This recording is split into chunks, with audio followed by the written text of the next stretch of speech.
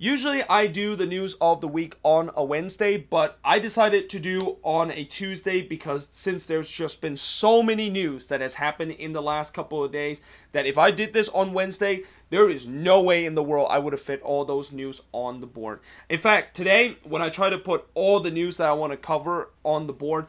I almost ran out of space. Like, look how much space left at the bottom of the board that I have in terms of adding news on the board. I mean, it's just so insane in these last couple of days. And really, the last couple of weeks that there's just been so many rumors signing and that there's signings that has confirmed. I just felt like what I'm going to potentially have to do is I'm going to have to do 2 news of the week video just like what I did in the off season because of the fact that the news volume is just cranked up all the way to a record high. But that being said, let us actually get into the news, and that if I'm gonna have to do a second news of the week video, I'm gonna have to do it on Saturday after I go watch the Rapids take on the Quakes in Denver. But in terms of the first news that I want to talk about is FC Cincinnati, who have just announced that they have hired their next head coach and that they have hired Ron Jan or Ron Yan, depending on how you pronounce his last name, as their next head coach of FC Cincinnati. Now, I did do a bit of a research in terms of his coaching resume because I never heard of this guy when they announced it was the next head coach of FC Cincinnati. And, you know, it's not really an impressive resume. He's been spending most time in the Eredivisie and in the Belgium League, but instead of him kind of like managing some big club in those leagues like Ajax, PSV, or Feyenoord, or even Anderlecht in the Belgian league, he has managed teams like Zwolle. That is the last team that he has managed, and I do apologize if I absolutely butcher that name. Now, when he was with Zwolle as his last managerial role, he did had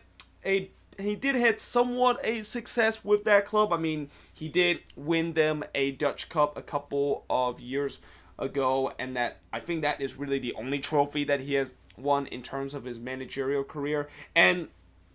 yeah, what that tells me is that this is definitely a bit of a mystery kind of hire, and that there by no way that this is the similar kind of hire as what Atlanta United did when they decided to hire their own Dutch manager, that is Frank de Boer, because we know who Frank de Boer has been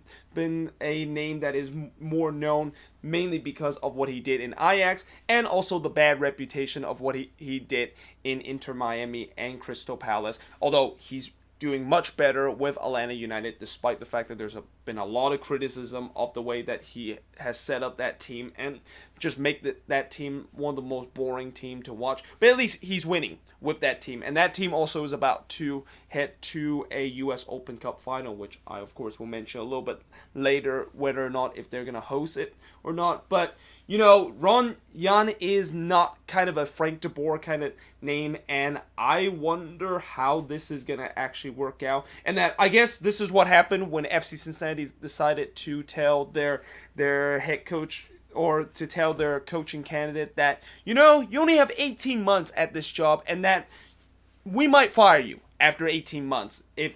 things either go well or not, and that I don't think a lot of head coach would really want to get a job when they know that they're going to have 18 months in the job, and that even if you do well, you might end up in the chopping block too, because that's basically your expiring time. And basically, it's like you're basically coaching a team and you have an expiration tag on your wrist because of the fact that the team want to head into a new direction. But yeah, this will be interesting to see whether or not if he, of course, can do better with FC Cincinnati. I mean, FC Cincinnati is just rock bottom right now. There's really nothing but going up right now for them in the next couple of years. And let's see if they can, of course, fix what has gone wrong with this team and why they got when they built this team to MLS, why they get this so wrong in the beginning. Now, Inter Miami are also looking to try to get a head coach and looking to try to get their first head coach in their team history, and they're actually going to be looking to get former AC Milan manager Gennaro Gattuso and also former AC Milan player Gennaro Gattuso, and a player that also used to play with David Beckham when Beckham, of course, went to AC Milan. And this is definitely an interesting kind of hire, and that, Gattuso, he's somewhat kind of did well with AC Milan, although the problem is one of the reasons why AC Milan want to bring him is that they want to get back to the Champions League, and during his time of him coaching with AC Milan, that was not a goal that they achieved, and that they weren't able to get back to the Champions League. So he, of course, was let go. Now that he could potentially be the next head coach of Inter Miami, and that he is known to not only be a legend in Italian football, and that he was part of the World Cup team that won in 2006, but he's a respectable kind of manager, and that this is definitely an interesting kind of hire, and that I don't think it would be a bad hire for an MLS team decided to hire a coach that used to coach one of the biggest team in Europe, and that this kind of seems like a very, very kind of Tata Martino kind of signing of how, Tata Martino used to be with Barcelona, and that Atlanta United decided to hire him. It looked like Inter Miami is kind of heading to the same route, and that they also are started heading to the same route as what Atlanta did in terms of getting a lot of young South American talent, because they have just announced their third signing, that they're going to get Venezuelan teenager Christian McCoo, and I think he does not play in a striker position, so this is not Miami version of Joseph Martinez, but he's definitely a very talented kind of teenager, and that he could definitely be a player that if Miami develop him, they can of course sold him off a profit. Like right now, Miami is just trying to get as much South American player that has a lot of talent as possible, so that once they develop them, they can of course get a profit out of them, and they basically just follow the same kind of model that Atlanta United is having. Although I still expect Inter Miami eventually is going to name a very big name in world soccer to join their team, and that obviously there was a lot of talk that Antoine Griezmann was going to come to Miami. He didn't. Instead, he joined with Barcelona, and now we'll see who exactly is going to be the next big name. I have heard Luis Suarez has been rumored to head to Miami for a while, but so far there hasn't been anything to that. So it'll be interesting to see if they are going to eventually sign a superstar player, and that it's good that they of course are signing those young South American players, but I'm pretty sure the fan base are waiting for that superstar player that David Beckham kind of promised the fan base in terms of them signing them when they joined the first year, when they joined MLS in 2020 and coming into the season for the first time in that year. Now, moving on into the next news is the Christian Pavone saga. So, last week I talked about Christian Pavone. That deal, of course, is going to be called off, and that the Galaxy and Boca Junior unfortunately weren't able to reach into an agreement, and that Pavone was going to go to Europe instead of MLS. But now, recently, that news that I talked about seems to kind of took another big twist, because now there's rumors and there's talks that deal is now back on, and that the Galaxy and Boca Junior is negotiating once again. And there was also a picture of Christian Pavone at an airport with an LA Galaxy jersey on it, which I guess that might be a little bit of a big hint in terms of him potentially joining the Galaxy. But the reason why I don't want to just say that this deal is completed, and the fact that Galaxy fans I should tell Galaxy fans that get ready to meet your new signing Christian Pavone, as he of course have officially joined the Galaxy for whatever amount, is because there's just been so many rumors that either tells him he's coming to the Galaxy and that he's not coming to the Galaxy, and that he's going to go to Europe. So if this news is official, and until the Galaxy announce it or MLS officially announce that he is coming to MLS, I'm not going to really say whether or not if he's going to join or not. It's still up for debate. Like, there's been so many articles that say they're so close in terms of getting the deal, But is it really that close? Because I also heard an article said that they're still kind of in a negotiation. Like, these articles are just kind of conflicting each other, and that is why I still don't know if the Galaxy eventually is going to get Pavone or not. Now, moving on into the next news, and for these next couple of news is going to be involving DC United, because DC United has been having a crazy last couple of days, from that embarrassing 5-1 loss at home to the Union, and the fact that these last 2 days they have been very active in terms of the transfer window. Probably the most active team in the transfer window in these last couple of days. Today, they announced that Wayne Ronney is going to be leaving DC United at the end of the season, and that he is going to be returning to England as a player coach for Derby County. And the reason why he decided to leave isn't because of the fact that he isn't happy that he is stuck with a mediocre team, but it's the fact that his family doesn't really like living in America, and that he's kind of a little bit homesick and want to go back to England, which that is one of the reasons why he decided to go back to England and decided to be kind of a player manager for Derby County. And as much as I know that DC fans are definitely not happy about this, and they're kind of a little bit heartbreak that this, of course, is going to be the case. I mean, you knew that Wayne Ronney is going to eventually leave DC, whether if he's going to retire with DC or the fact that he is going to be leaving from somewhere else, because he's clearly not the piece to build the future for DC United. And that, I just think for DC United, looking at their situation right now, I think they need to try to think about retooling or just rebuilding the team, because the team that they have right now in disposal is not good enough in terms of competing in MLS Cup, let alone just even making or it's not good enough to maybe even compete in the playoff, let alone even competing for MLS Cup this season. So yeah, I think it's a, as much as this is definitely going to be a little bit of a loss in terms of the attacking power that they have, I think it's just the right call with the way that they are heading into a different direction, and that they really need to figure out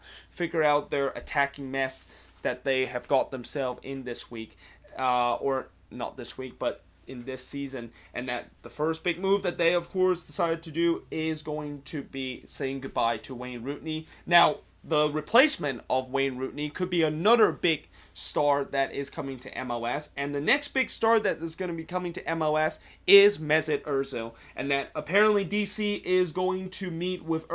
Ozil rep next week, and that there also are reports that they are going to acquire Argentine winger Matteo Garcia and former Galaxy and Crew striker Ola Kamara, and that, with the rumor that they're going to get a winger, Matteo Garcia, I still don't understand why in the world did they decide to not just think about getting Yamil Assad. And that, yes, I have heard people said that he hasn't really started a lot of games with his old Argentine club, but if you bring him back and you know that he is a vital piece with you when he was with DC United, why don't you just buy him back now? And that, he could definitely be a good piece for you, other than just signing a guy that is currently playing with Las Palmas and are kind of a little bit unknown of whether or not if he's actually decent or not. Now, them, of course, potentially getting Ola Kamara, that is actually a decent signing, and I think they definitely want to secure this signing, because Ola Kamara, with this whole thing of him, I think he went to China, and that it didn't really kind of work out for him, and now that he's coming back to MLS, and knowing that he has had a lot of success in MLS, and that he can be a guy that can score you 10 goals every single season, this will definitely help in terms of this DC United attack. But going back to this Ozil situation, if they of course get Ozil, that will definitely be an interesting kind of signing, because Ozil has been earning a lot of money when he was with Arsenal, and that I'm pretty sure Arsenal is going to demand DC a lot of money to try and sign him, and we don't know exactly if they would have enough money to, of course, match that deal. And also, Ozil has earned his reputation as being one of the most laziest kind of player on the pitch, even though he has just so much talent that he could definitely be one of the best central attacking midfielder in the world. So yeah, at the same time, you're getting a well-known European superstar player, but he doesn't usually show that kind of talent, and that he seems to be lazy at times. So do you take that risk with potentially getting Ozil? And that, if they of course replace Ronney with Ozil, I think that would definitely be a good kind of signing. But the question is, would Ozil actually do well with DC, and whether or not if he's going to bring his reputation of him just being a very lazy player and a player that doesn't have a huge work rate, and that he could be the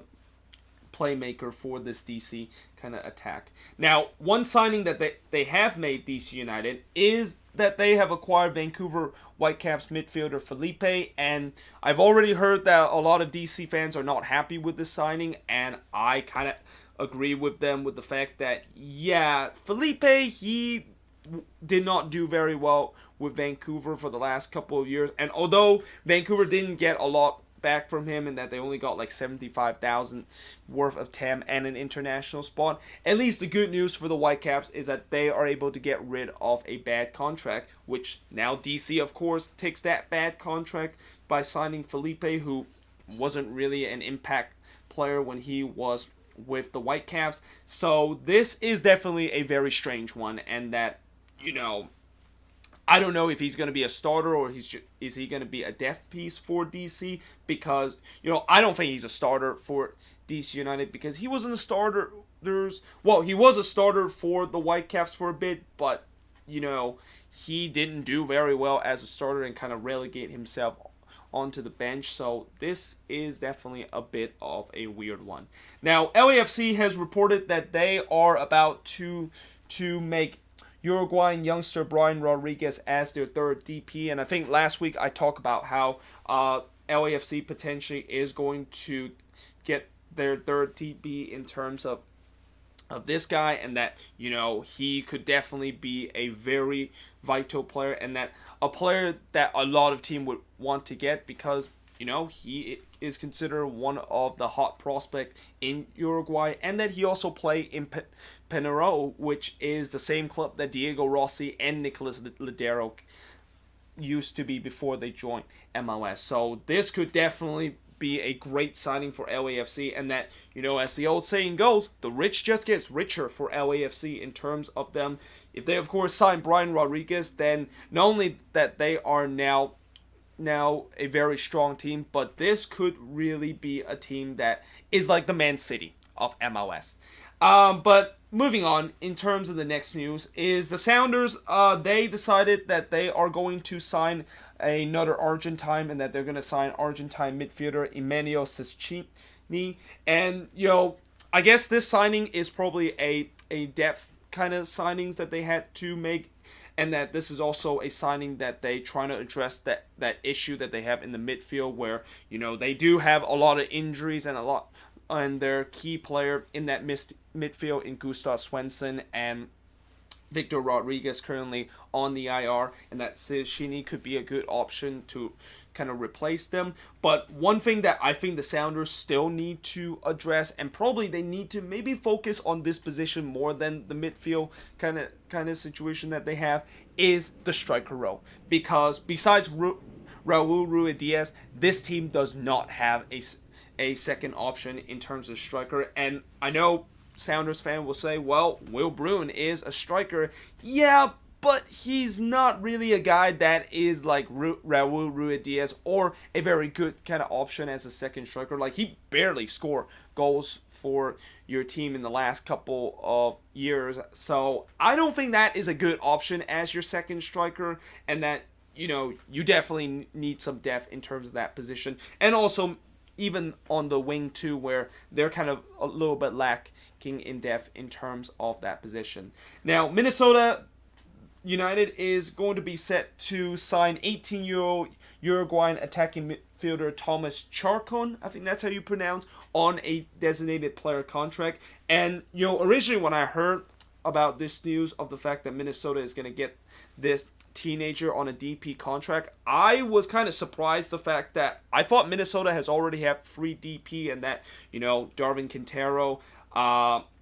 Jan Gregish and Angelino Rodriguez is the free DP, but I'm assuming maybe Minnesota has bought down one of those free DP. I'm guessing it might be Jan Gregish, the one that they, of course, bought him down into a TAM kind of contract. But yeah, Minnesota, they are trying to do what many teams are doing right now in MLS, which is sign a young kind of South American player. I don't know much about this guy other than the fact that I believe he's actually on loan with one of the bigger club, and I actually can't really think it on top of my mind. I think it's Juventus, the club that he is currently on loan, which let me just double check to make sure my sources are correct. Let's see. Is he on loan with Juventus? I don't think so, actually. It could be another players on this. See, since there's so many news that it has gone on, I do sometimes get confused of which exactly is the last club that player, of course, are in, or the current club that he is in before maybe he's going to come to MLS. So, apologies if I get some of these players in terms of their former club or the club that they're currently in before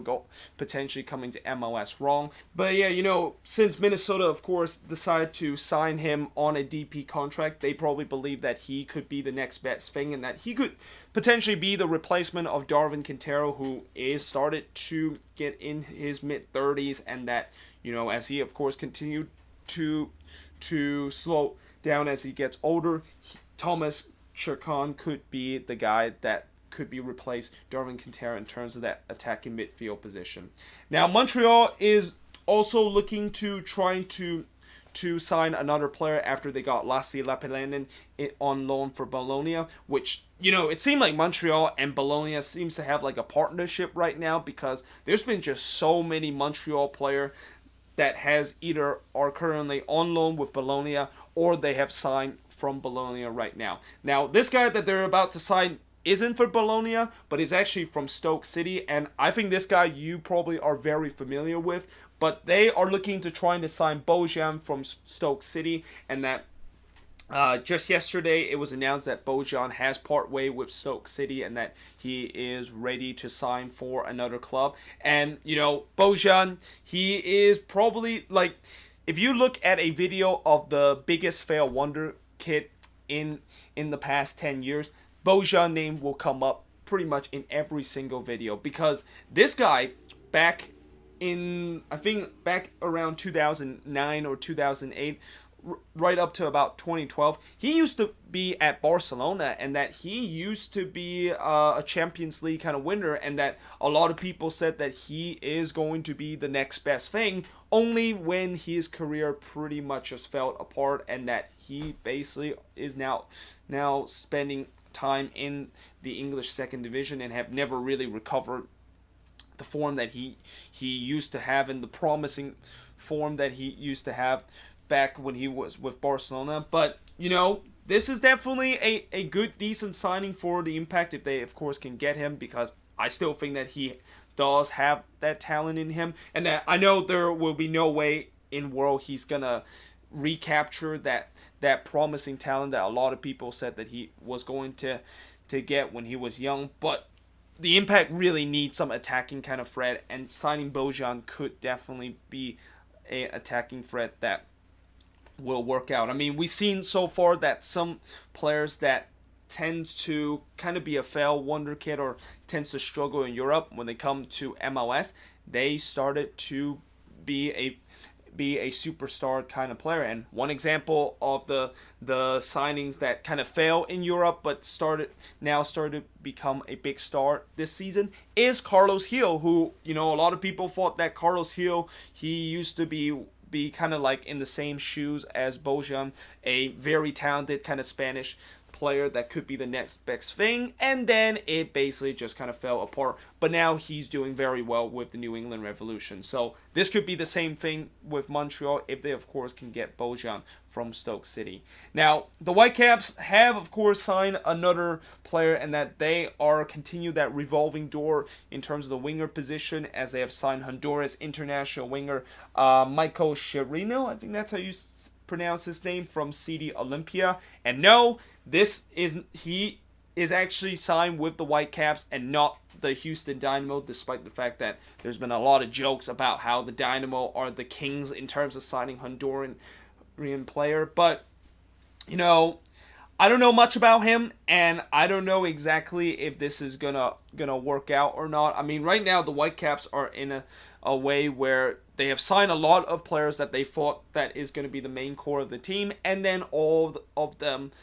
pretty much just fell flat in its face, and that hopefully this signing will of course work out for them, and that at least they can get a signings that could be potentially part of the rebuild that they're going on right now to work out in the future. But we don't know. Like, we don't know if he's going to be a decent kind of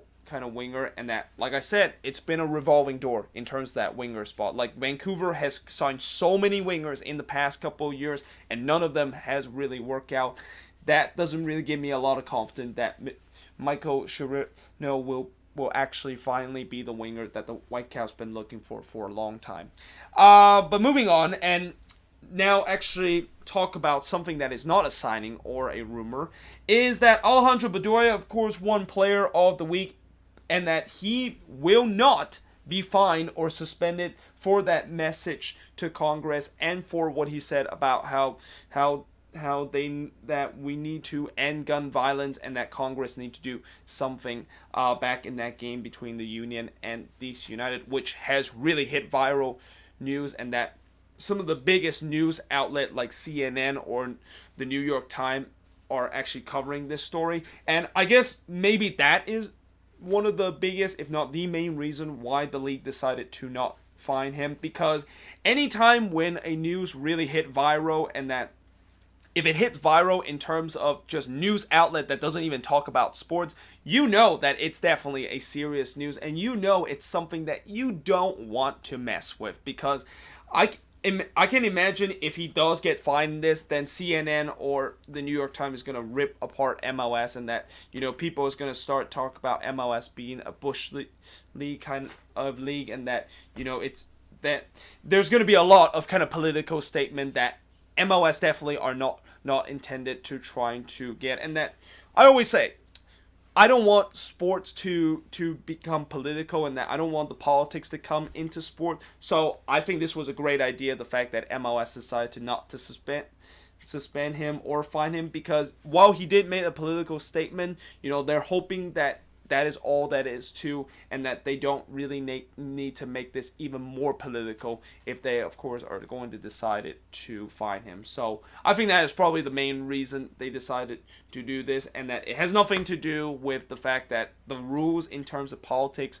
in MLS has kind of been very inconsistent and been very vague lately. And finally, Atlanta United will be hosting the U.S. Open Cup final after beating Orlando City 2-0, and this, of course, just happened a couple of hours ago. So Atlanta United, of course, they're the host, and they're going to be playing either Minnesota or Portland in the U.S. Open Cup final. And as much as I really want Minnesota to beat Portland so that I can see a team that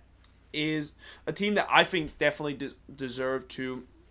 have some silverware after how the so-called 3-year plan has kind of finally worked out with this team, I kind of also want Atlanta versus Portland, because it's a rematch of the MLS Cup final last year, and that, imagine having the rematch of the MLS Cup final in the US Open Cup final. Yeah, that's definitely going to draw a lot of audience, and that I think that's going to be something that MLS is going to try really hard to do, and just hope that Portland does not lose to Minnesota so they can set up a rematch of the MLS Cup in the US Open Cup final this year. And it's also going to be interesting to see whether or not if Atlanta is going to open up their whole stadium for the US Open Cup final. I mean, it is a cup final, so it is a very important occasion, and I'm assuming they probably will do it. Although the US Open Cup final, unlike MLS Cup final, it happened during the middle of the week. So, you know, even though I know Atlanta is known to be one of the best fan base in terms of drawing crowds, I don't know if they have a midweek game and that they of course open up all the stands, would it actually fill up the stadium, and will we actually have like 72,000 strong? I mean, we shall see if that of course is the case, but I have a feeling they're probably going to open up all part of their stadium for this US Open Cup final. But yeah, there you have it. That is pretty much it for the news of the week. I know this has been a very long video because I had a lot to cover, and hopefully, you know, the news does die down a little bit in the next couple of days so that I don't have to make a video on Saturday talk about other news that have just happened. But either way, guys, hope you guys enjoyed this video. If you do, make sure you guys leave a like, smash that subscribe button, and yeah, I will see you guys next time.